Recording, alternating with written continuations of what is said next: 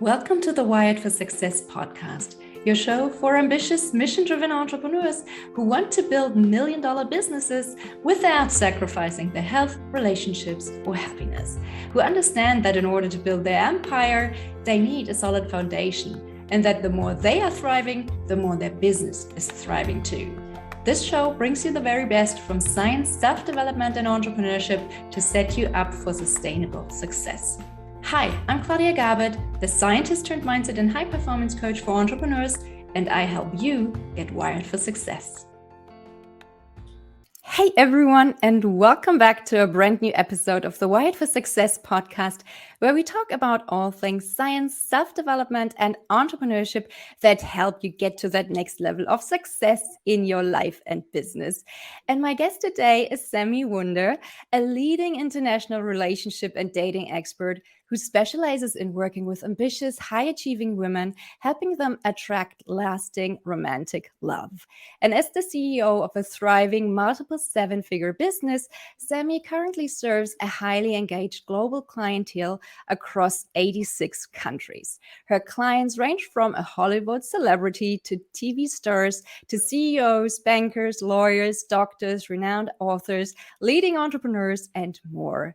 To date, Sami's company has served thousands of clients and recorded over 500 client engagements and hundreds of committed relationships. She's a leading authority when it comes to dating and relationships and a sought-after expert in the media. So I haven't had many relationship experts on the show yet, so I'm really looking forward to this conversation today. Welcome, Sami, and thank you so much for being on my show today. Thank you for having me. Such a pleasure. The pleasure is all mine.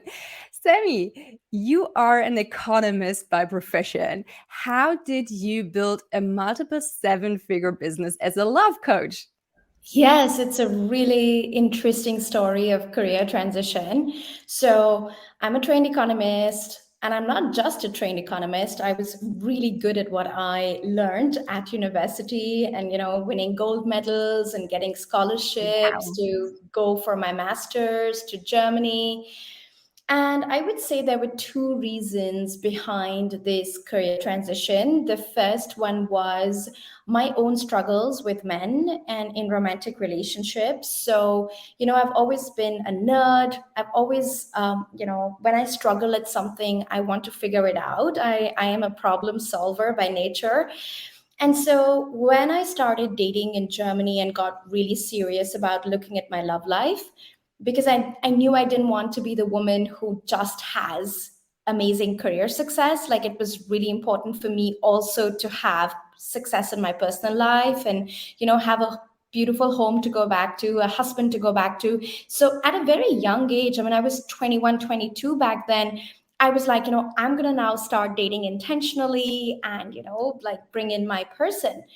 And it was a complete disaster. Like, I couldn't understand why, man after man would fizzle out on me, ghost on me, tell me that I was amazing, but they weren't feeling it for me. And so, long story short, there was a man that came into my life that I thought was the one, finally, that person where you feel that great connection, and he's not intimidated by your brains, by your success, and he actually celebrates it, which is so rare to find for women like us. And 2 months down the line, when the pattern repeated, and he said to me, like, you're amazing and all of that, but I can't give you what you're looking for. I think that was my moment of transition and, just so much pain that the only way could have been up from there. And so that man was such a gift to my life because he's the one who inspired me to actually go study, figure things out. Why is it that it doesn't work out with, men, and especially good men that I like? And that's what got me studying romantic relationships like a total nerd. I figured things out for myself. I started to date amazing men. And by amazing, I don't just mean ambitious, successful, handsome men. I actually started to date men who would treat me like the way we deserve to be treated in our relationships. And my husband, Chris, proposed to me within 9 months of meeting me, and I completely turned around my dating game. I completely turned around the way I was experiencing men love. And when Chris and I got married, so we've been married for 10 years now, we have two beautiful boys, I'm living the dream. We went to Paris after my marriage. And that is where this whole entrepreneurship thing was born, because I couldn't speak the language and I was already learning German. So my husband is German, I come from India. And I was like, I'm not going to start learning French now. And I'm also not going to just sit at home and do nothing, as much as I love my husband and I love, just looking at the Eiffel Tower, I have gifts to give. And then, as if by like a stroke of destiny, I would say, an ad showed up on my Facebook that said, do you have gifts you want to share with the world? And do you know that you can train as a coach and you can share the messages you have with the world? And I was like, that's interesting. And that's when I signed up to be a trained relationship coach. And then I created my own process from what I had learned during my single days as a struggling, smart, successful single woman.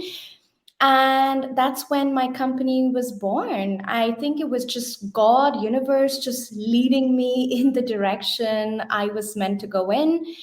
And there's been no looking back since then, Claudia. I mean, we are, a multi-7-figure per year company serving clients from across the globe and making a true difference in women's lives, because I think dating and love can feel so hard for the strong, smart, successful person, who's driven and ambitious and already finds it so difficult to meet the right person for them.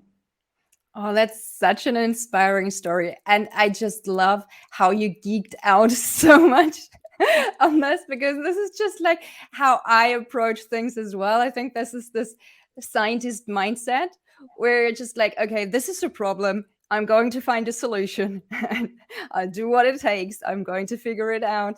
And this is exactly what you did. And you and I, we just talked briefly before we started recording. And I told you that I'm a molecular biologist by profession who turned into a mindset and high performance coach for entrepreneurs. So I have had my fair share of career change experiences, but I would love to hear how this went for you. What have you found most challenging about this radical career transition? And what did the people around you think and say to you? I mean, I was really blessed to have a family that always believed in me. And so they were really surprised at the start. They were like, wow, you invested all this money in being a trained economist. And they had all expected me to work for the Deutsche Bank in Germany, or like, have a 9 to 5, a really reputable high level job. And so I would say they were really surprised. They didn't even know that there was a career called love coaching. And they were like, what? You're going to become a love coach? What does that mean? How do you explain that? Oh, so you mean you're going to be a therapist? Oh, you mean you're going to be a psychologist? And I'm like, no, mom and dad, like therapy, psychology, those are very different from being a coach. Coaching is, forward moving, it's results oriented. It's all about like getting results really fast. You can train as a coach and you can learn the techniques and skills. And so it took a little bit of explanation, but let's just say I was really blessed that they were 100% supportive of me. That's I don't think everybody gets to have that, but I had that. I also had that with my husband, right? Like he was so supportive of my change of career path. And for everybody else, I mean, there were people who thought that I wasn't succeeding as an economist, or maybe I was having a hard time finding a job in Germany or in Paris as an economist, and that's why I needed to start my own business. And to that, I just said, watch me, just watch me. And I think today, like everybody is just amazed at what I have created, together with my team. And I think it's just about having the belief and confidence in yourself. I think the most important thing. And number two is, of course, delivering the result you promised to deliver. I think there's a lot of love coaches in the market, but the reason why the Sami Wunder brand stands out and the reason why we attract a very high level of elite clientele is because they're results focused. And we have such a terrific track record of results for our clients, like 500 plus client engagements, 500 plus, committed partnerships. So I think with entrepreneurship, there is the idea, the magic, the passion in your idea, but then there's also the facts of it. Like you have to be really good at what you do.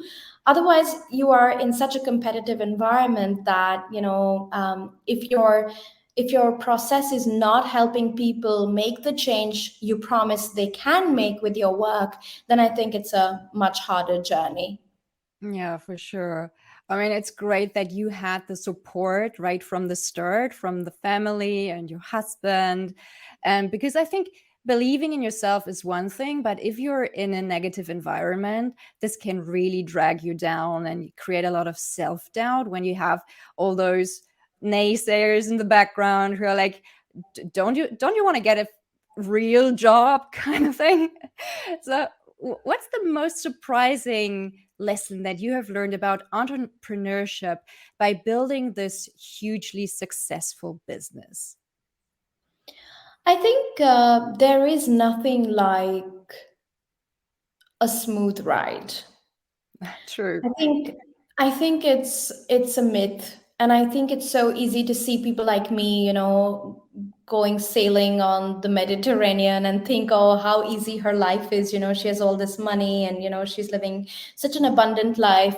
But I think what I realized with entrepreneurship was that it's never like the smooth sea. There's always going to be waves, and you just, with experience and wisdom, you just get better at dealing with the waves. Like you develop the mindset, you develop the emotional resilience and the emotional intelligence to be able to go through that far better. You have far lesser dips. It's not like you don't have dips, you just have far lesser dips, and you're able to navigate the challenges from a more detached perspective as as your company scales and you get bigger. Because I remember in the beginning, like, everything felt so heavy and so Mm. serious, till you realize, like, your life is passing you by. And if you're going to keep fretting and crying about every little challenge that you see in your business, then before the business becomes your life, and it becomes your emotional state at some level, and that is too costly a price to pay. And so when I became a mom, um, I had to draw stronger boundaries, become more emotionally resilient, and just see my company as a company, but not like all of my life, and to separate myself and my private life from my work. And you just, with wisdom and experience, you just get more detached. And you just see, like, the challenges will always be there, the waves will always be there. And what you can control is like how you respond to it, and really focus on that. That is so important. I think that's one of the most important mindset shifts, that your self worth and your net worth are not the same thing. So, even if your business might be in one of those dips that we just talked about, it doesn't mean that something is wrong with you.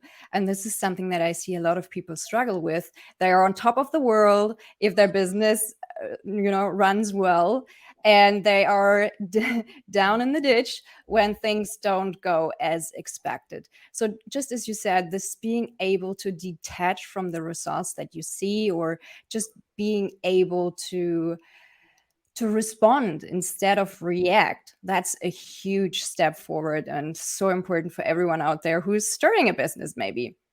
Speaking of starting a business, I talk to a lot of coaches, and a lot of them are struggling with the exact same thing, which is finding your first client, your first ideal client, and then finding more of these ideal clients on a regular basis. How have you solved this lead generation issue in your business, and what has worked well and what hasn't?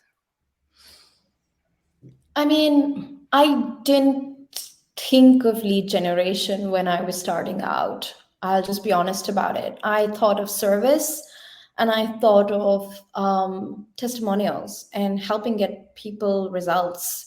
And so I remember, like, I started this Facebook group, and then I added all my family members, and I said, I'm starting this new love coaching company. I want to help, ambitious women find love and really fast and follow my process, and, help women in relationships heal their marriages or the disconnection they're experiencing. So if you know somebody who could use my help, if you could bring them to my group, that would be amazing. And so I think I had a group of like 30, 40 people called Wunder Divas on Facebook. It's still there, that group, with like 19,000 members now. Ooh. And what I did was I just shared my expertise. I talked about boundaries in relationships. I talked about, opening your heart to love. I talked about the importance of having a positive mindset. I talked about masculine feminine energy, which is a huge part of the process I teach in order to help ambitious women attract love. And all of that started to really speak to my ideal client, and then people started to reach out, have conversations. That's what you need at the start. You need conversation. You need people to like see you as somebody who can help them and start those conversations. And then I remember charging what, like 25 euros or something for an hour. And I was like, I'm going to help you. This stuff has really worked for me, and I want to help you till you have the results you desire. So it was like a no brainer for people. And that's how I got my first 5 testimonials, because I knew my process was working. Today, that process is a trademarked process called the Love Success Framework. It has 6 steps. It wasn't that polished back then, but I was like, I'm going to help these people. I'm going to get testimonials. And once you start sharing testimonials, then you attract even more people. So I think I wasn't thinking about lead generation. I was thinking about, how do I perfect the process that I have developed by talking to real humans, getting their feedback, helping them get results. And basically through that, these people went out and said, like, this woman Sami Wunder, she really helped me. She helped me meet my husband. Like, you should talk to her. You're struggling in dating.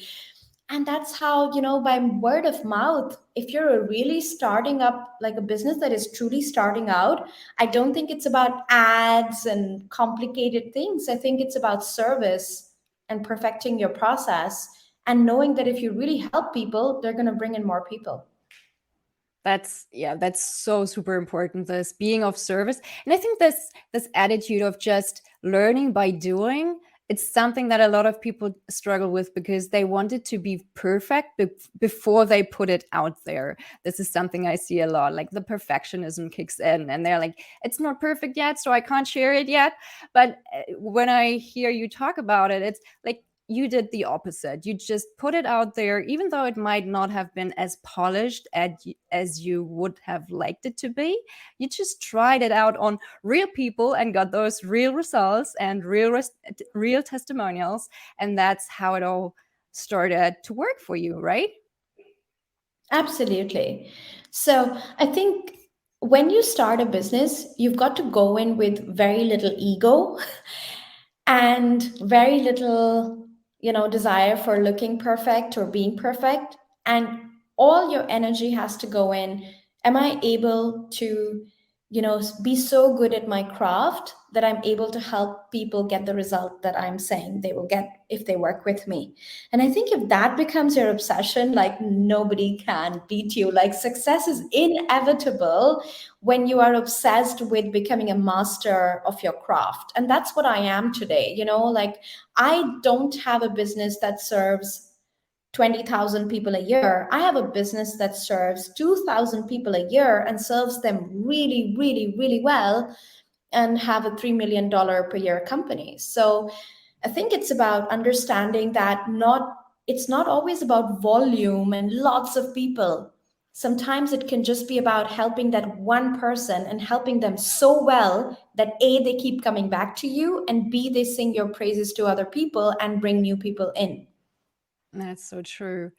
Another thing that I wanted to ask you about is, so once you're past that starting point and you're growing your business and you're scaling your business, what were the biggest struggles that you encountered in scaling your business to the multiple seven-figure mark? Because I think usually you encounter different problems in the grow phase, in the build phase, in the grow phase, and in the scaling phase of your business. So what was it that you struggled with the most when you expanded your company? I think team hiring was really difficult. You grow a business, like at least for me, I can say, I don't have an MBA. I just had to learn how to run a business on the go because I was more obsessed with being a great love coach. And then suddenly I started to see, oh my God, I have to also wear CEO hat, not just love coach hat. Mm. So I think the hardest part was, learning how to hire a team, learning how to delegate, learning how to, let go of control. Because when your business is in its infancy, up to the six-figure mark, I think it's so much more about how much in control you are. And then beyond that, you have to stop controlling so much and you have to let other people help you and other people do stuff for you. And that is like a whole new level of inner work that is needed to let go of control, trust other people, hire A players, and really believe that, now your mission is not just about you, it's about all these people serving you, supporting you, and being able to receive that help.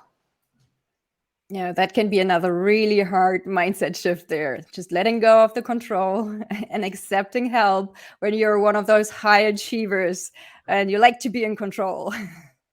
So Absolutely. I mean, it's also the same thing in relationships, right? Like, yes. I think when you are dating as a high achieving woman, you like things the way you like them. And, you have such high standards. It's hard to meet somebody who's going to, deliver you exactly what you want to be delivered. And that is also where you have to sort of let go of that control a little bit and, like, open your eyes to, this could still be a great person even if they are not my clone, or even if they're not saying and doing everything like I would have expected them to do.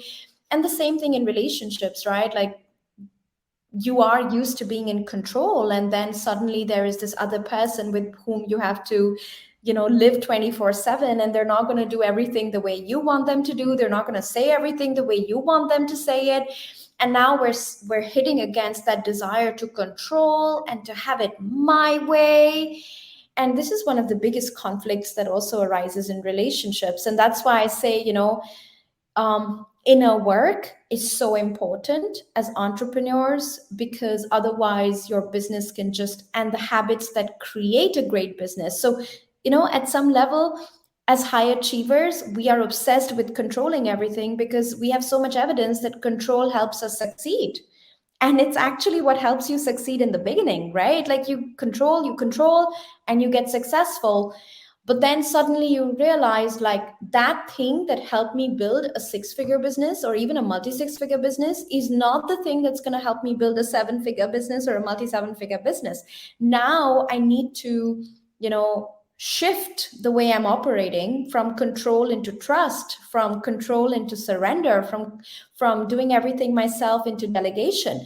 And so inner work is so important, I think, for any entrepreneur that really wants to grow, including the inner work required for our relationships. Because I don't know about your people who are listening to this right now, but when my business was growing, I was having major challenges in my marriage, and there was so much stuff coming up, so many challenges coming up in my relationship, because I was starting to be this very controlling, very obsessed with, getting everything, controlling the micro details.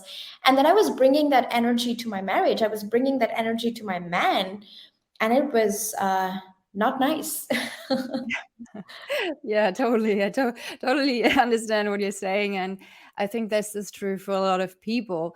And there's something general I wanted to ask you is, some people might say, or some people actually do say, that love and business don't go together. Is that something that you've ever felt like? Have you ever felt like these two were incompatible? Let's just say As an expert, I call BS on that because it's a very major limiting belief. And the problem with beliefs and limiting beliefs is that they always come true. So, whatever we believe at a very subconscious level is going to happen for us, it's going to become our reality. And so, have I had fearful moments in my life where I have felt like I can't have it all? Like, I can't be such a successful woman and be a mom and be a wife and be loved and adored in my relationship?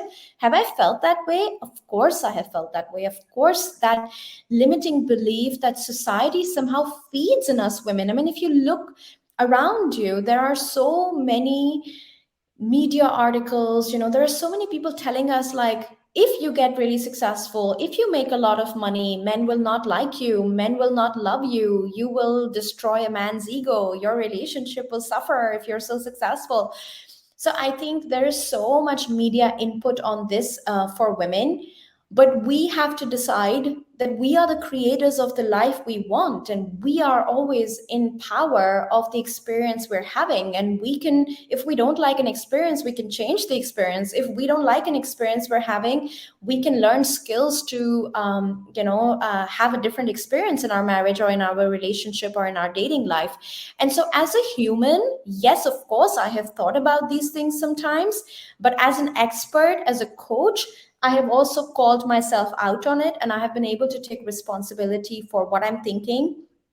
And I have had to remind myself that I get to have it all. And this is something I tell my clients, like, you get to have it all. You get to have amazing careers, be really badass at what you do, make lots of money, and you get to have a relationship where you're a queen.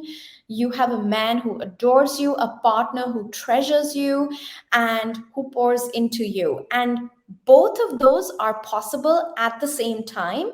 However, you have to remember that the skill set for having the two is very different. The Mm. skill set for having the two is very different. And this is what I had to learn as more or less an alpha female. I had to learn that I can use all my masculine doing, giving, controlling energy in my work life, but my relationship is succeeding with my feminine energy. It's succeeding with me being able to receive. It's succeeding with me being able to surrender more to my partner versus control him and change him and do all of those things. So yes, you can have it all, but you must learn the skill set of each of these components, and they're very different from each other. That makes sense. I mean, when so many high achieving women struggle in their love relationship, what do you think is the role of just self worth and self esteem and confidence in this context? I think it's everything, to be honest. Like, you can bring the healthy relationship, having a healthy relationship and attracting a healthy relationship to the foundation of self love.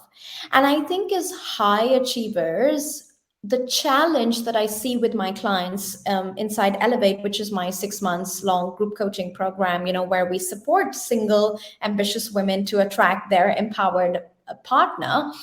What we have found is that the high achieving, ambitious woman lays a lot of emphasis on her achievements and on her success. And that becomes a huge part of her identity, Mm. in her life.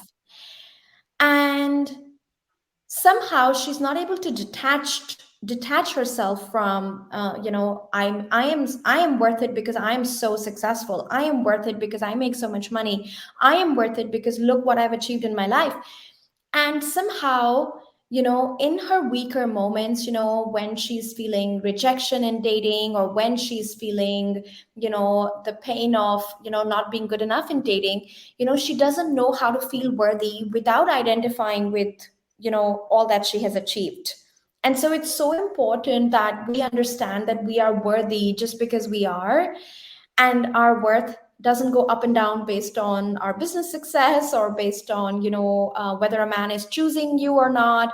Your worth is just a given, it's a constant, and it just is. And a housewife is as worthy as a woman who creates multi seven figure businesses, and a multi seven figure business owner is as worthy as a woman who has a eight figure or $100 million company, because our worth is not coming from these things. And if we don't understand this, then we are setting ourselves up for a lot of pain, especially in relationships where we're not able to a I think a lot of ambitious women, we judge ourselves based on our success, and we judge men for their success. So a lot of the times, I find that my clients are not able to respect men who are achieving even a little lesser than what my client is achieving, or they're not able to respect a man if he's making even like a 2000 less than what she's making.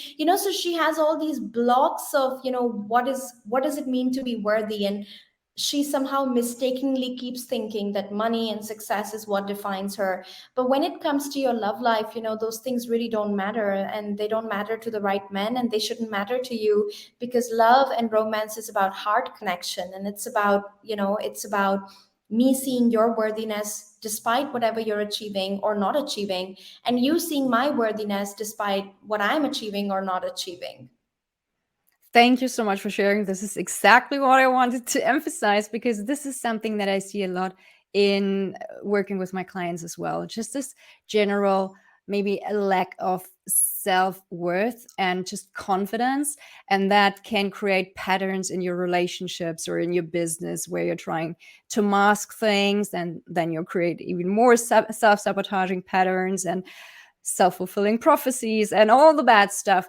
So one of the things that I've also noticed in a lot of those high achieving ladies out there, who are trying to find love, is for a lack of a better word, this needy energy. So they're giving their power to the other person, and they're kind of expecting the other person to fill this inner void.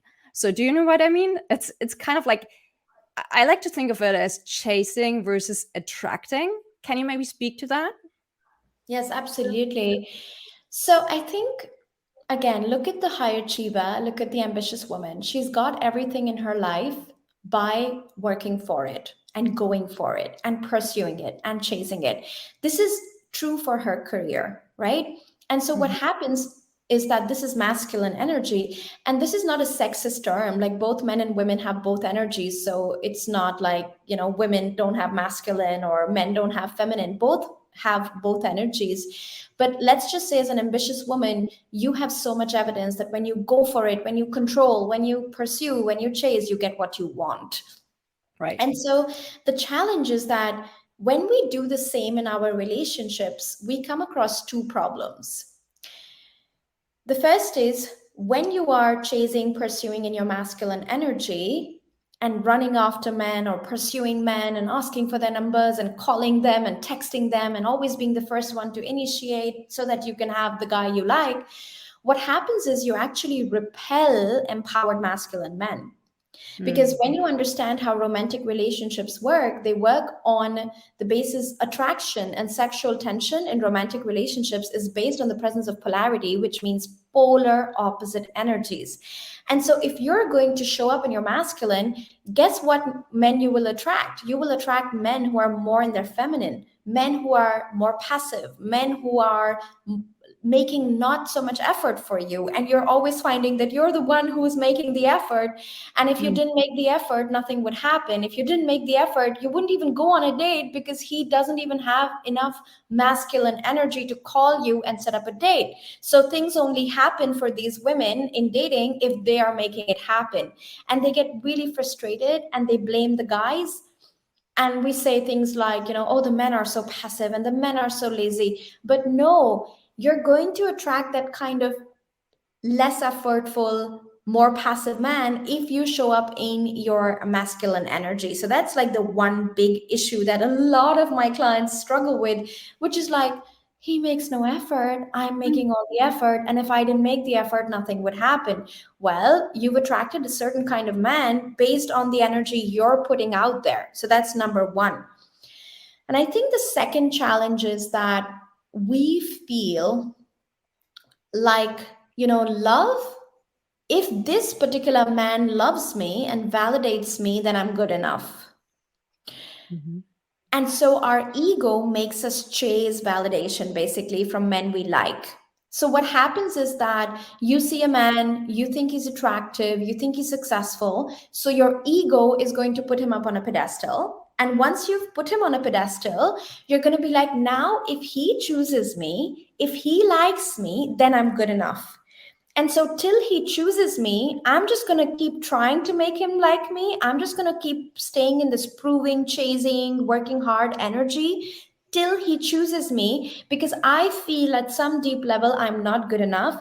And once this person chooses me and once they validate me, then I'm going to be good enough. So, this is all what I call ego based dating. And if you don't see yourself doing these behaviors and trying to convince a man of your worth or convince a man that you're good enough and chase him and pursue him so that he would choose you and like you, if you don't see that, this can be such a painful path to go on, because Mm. what happens is that you keep choosing men who are not choosing you, and you actually keep feeling attraction towards these men, and you keep thinking to yourself, if only I can convince him and if only I can make him like me, then I will feel better. But the truth is that this is the recipe for going for hot and cold men. This is the recipe for tolerating bad treatment from men. This is the recipe for tolerating emotionally unavailable men, because your ego keeps telling you, if only I could convince him and if I work hard enough, he's going to choose me. Now, dating from your feminine energy is just the complete opposite. It's like in Elevate, we talk about being the lighthouse, like living your full Mhm. life, loving yourself, knowing you're worth it just by being who you are, and then seeing who is attracted to your light, seeing who's coming towards you, and then evaluating how they're treating you and whether or not you feel good enough in their presence. And if you don't feel good enough in their presence, you let them go. But if you feel good in their presence, you keep entertaining them and you keep allowing them deeper into your life. So feminine energy in your love life is really the recipe for attracting and magnetizing and pulling towards you what you want versus running after what you want. And when you're dating in masculine, you run after what you want. When you're dating in your feminine, you pull towards you what you want. And the way to pull towards you what you want is basically believing that you have a magnetic power as a woman and that you are naturally attractive to men. You are, just when you are, being yourself and being in your feminine, being in your female form, this is already enough to bring the right people to you. This is such a powerful shift because it also allows you to simply be yourself. You don't have to pretend. This is also something I see happening a lot because people have this perfect facade that they try to maintain. It's like, I can't be myself because otherwise the other person is not going to like me anymore. So they have to pretend all the time. And the way that you just described it is just be yourself, let your light shine, and then you will automatically attract the person who likes you for who you are, which is such a better approach, right? I mean, I have to qualify the statement of be yourself, because I think sometimes there is all these generic statements floating around on social media, which is getting so noisy. But I think there is be yourself, and then there is be your healthy self.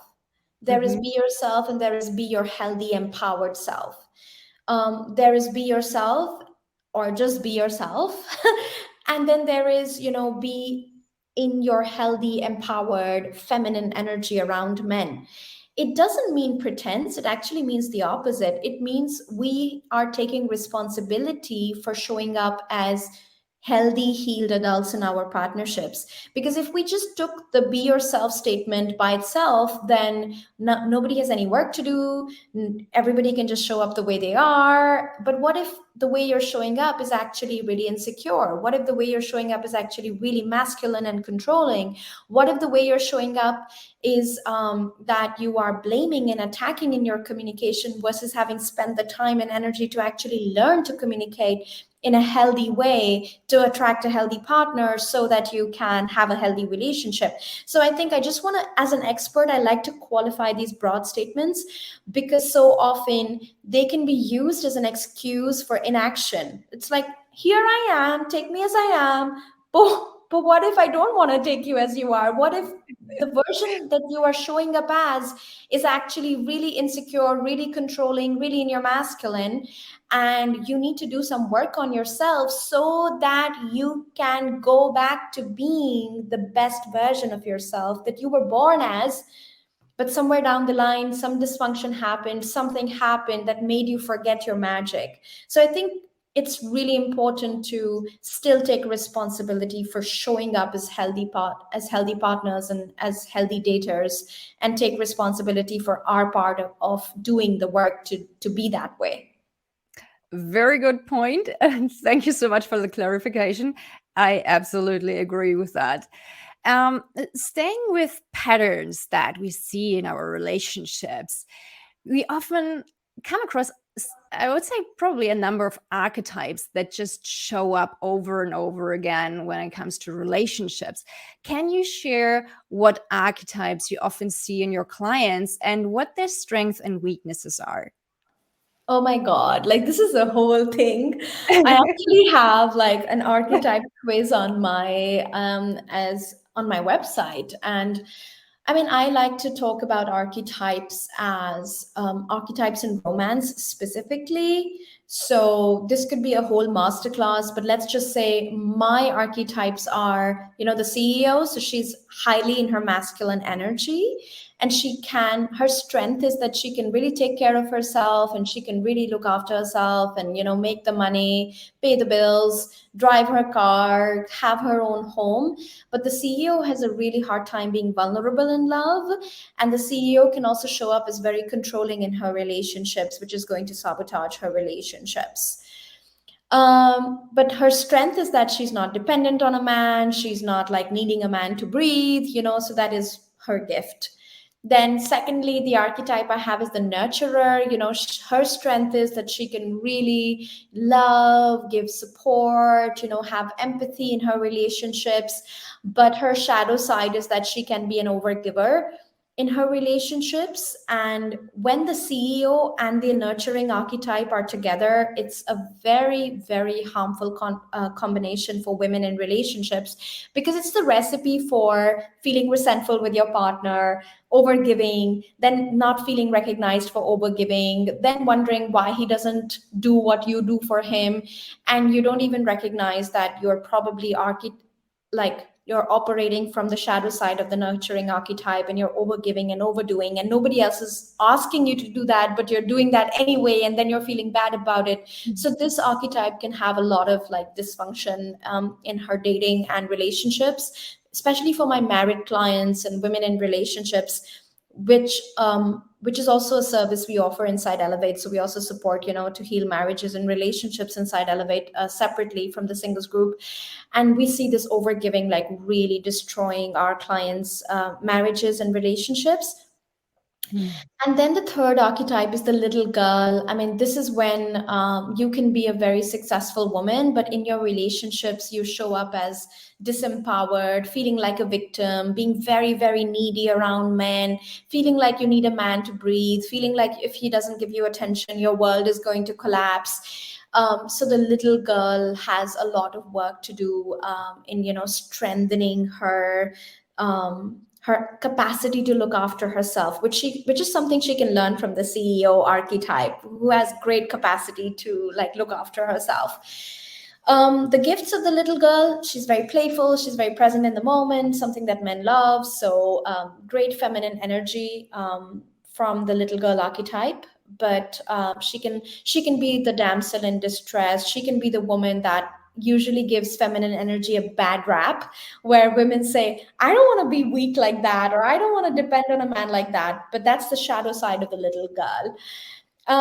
The fourth archetype is the celebrity archetype. This is great strength with boundaries, great strength with self love. And her shadow side is that she can be very judgmental of men. She can be very critical.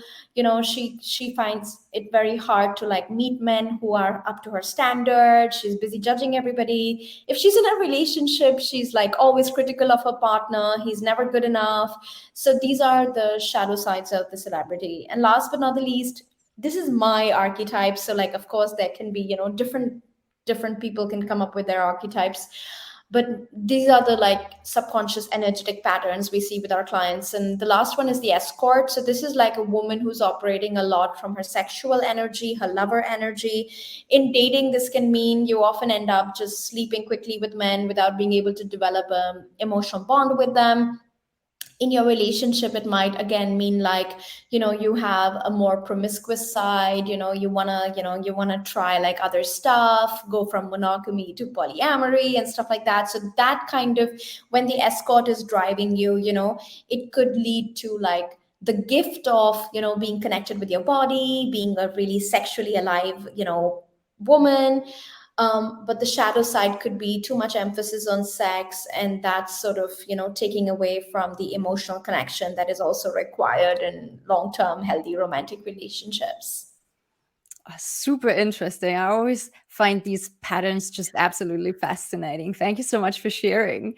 When you think back, I mean, you mentioned in the beginning that your own story inspired you building your business. What do you think? What was your initial archetype? So I think I used to oscillate dominantly from CEO energy. Um, so I would be either very controlling, or I would go into the little girl energy, which was like, I really needed a man, and I really needed a man to validate me. And as I've been doing the healing work, I think today I'm more of a celebrity. I have very good boundaries. I can really communicate my boundaries. I have high standards. I hold those high standards for all my relationships. But every once in a while, I will still struggle with judgment. I will still struggle with, being critical. Like, everything has to be perfect.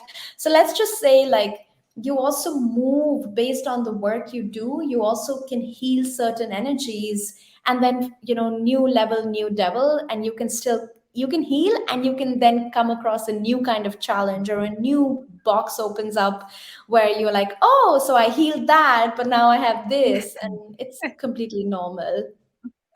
It's so true. And I think that just, understanding one's triggers and clearly communicating your needs and wants is so crucial, especially for the long-term success of any relationship. So do you have maybe any tips for couples who are struggling with their communication? Yes, absolutely. So, of course, these are topics where I could, talk all day, and we do teach this deeply and help you heal these things and learn them inside Elevate. But if I had to give just one tip, it would be, do not expect your partner to be a mind reader. Just ask respectfully for what you want. Yes. Amen to that. Absolutely. And I mean, we're all guilty of this. Like, I can't tell you the number of times I've just hoped Chris would, stay back and support me because I've had a hard day in business, versus just asking for it. Like, and I cannot tell you the number of times my clients in Elevate have judged men for not offering to pay the bill, or not offering to, open the door. And I've asked them to just say what they want. Like, it feels more special when a man takes care of the bill. Like, I this is not friendship, this is romance, and it just feels better that way. And when they've said it, it's amazing, like how that's opened up the connection. Because the man was like, oh, by the way, the last time I offered to pay the bill, the woman got really offended, so I didn't know like if it was safe and to even want to pay on the date. And so often I think so much love is lost. I think this is one of Rumi's quotes, so much love is lost in what is meant but not said, and what is said and not meant. So I think just really using your voice, assuming the best intentions, assuming that your man wants to make you happy, your partner wants to make you happy, assuming that the date wants to make you happy, and then just asking for what you want, is just such a powerful way to show up in our relationships. I totally agree. And I think this is a great place to wrap up. So, our last question for today is, where can our listeners find you online if they would like to learn more about you or just connect with you?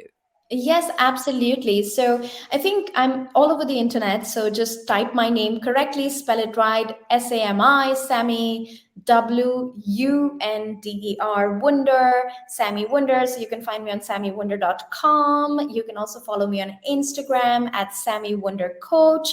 And I have a gift for your audience. So I know like today I've been speaking to all high achievers here, and usually the high achiever doesn't have an issue with being in her masculine, like she's got that part nailed down, she can do and give and do all of those things. But when it comes to embodying your feminine energy, that is still a concept that feels very vague and intangible to these women. And so I got my team to share with you a powerful training that I recorded on 3 powerful shifts to move into your feminine energy in your love life as quickly as overnight. So, as quickly as your next date, or as quickly as when you're seeing your partner next. So, this link shall be in the show notes. It will be. Thank you so much, Sami. I think our listeners will really enjoy that. And again, thank you so much for sharing all your wisdom with us today. I've really enjoyed our conversation. Same here. Thank you for having me, Claudia.